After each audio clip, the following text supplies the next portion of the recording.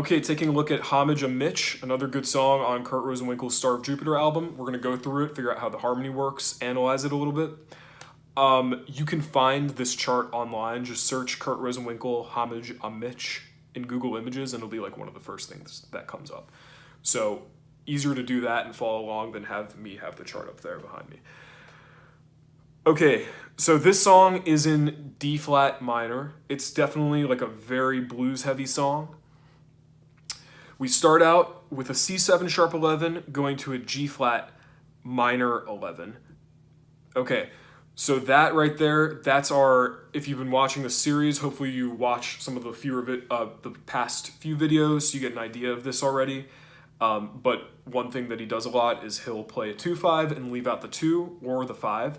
In this case, think of that C7 like a G minor 7 to C7. Think of the G flat minor or minor 11 as a G flat minor 7 to B7. So it's sidestepping 2 5s. Then we have our B7 sus, our B over C, which is just C diminished. Again, we've talked about this in past videos. Okay, and then this part's really cool because you want it to resolve to 1 right there, the D flat minor. You want that B over C to go there.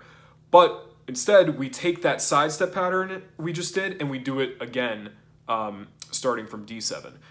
So to reiterate, that D7 is really an A minor 7 going to a D7. And then that A flat minor 7 you see is really an A flat minor 7 going to a D flat 7. But the thing is, because we don't play the D flat 7 there, we can get away with just going A flat minor and leaving out the 7 and resolving it to 1, which is D flat minor. So it's a delayed resolution using the motif of the chord movement of the first part. Then we have D flat minor 7, we have G flat minor 7, both within the key. We have the B7 sus, the B over C, and then finally, where you wanted that B over C to go before, the D flat minor. So that's a really cool way of delaying that resolution, building a lot of tension, makes it swing really hard. D7, here you can just look at like the tritone sub of A flat 7, then it goes to A flat 7, then it goes to the minor 4, and then it does a sidestep 2-5 back into the key. You can see this sidestep, actually the same sidestep in a song like Stablemates, the standard. So that's the A section, that's how that's working. Then let's see, we have the B section. Okay, so we start on the B flat minor 7 flat 5. That's a pretty common thing to see in like you can see that in a bunch of Art Blakey tunes, going to the 6 and playing it as a minor 7 flat 5. It's mostly because B flat minor 7 flat 5 and D flat minor 6 are the same chord. So it's a substitution for the 1.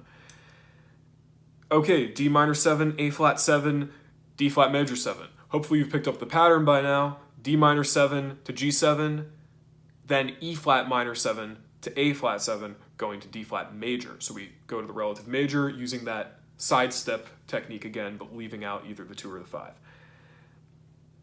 After that, E minor 7 to A7 to D major 7, so half step up, new key.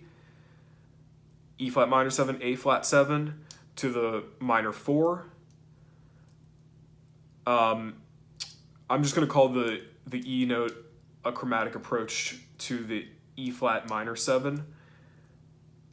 You can think of it like an E7 going to E flat minor 7, then to the A flat 7 altered, and then we're back to the top. So definitely a heavily blues-based song, a lot of really cool chord movements. That should sum up Homage and Mitch in terms of the harmony. And if you have more questions on this, we're just doing the harmony in this series.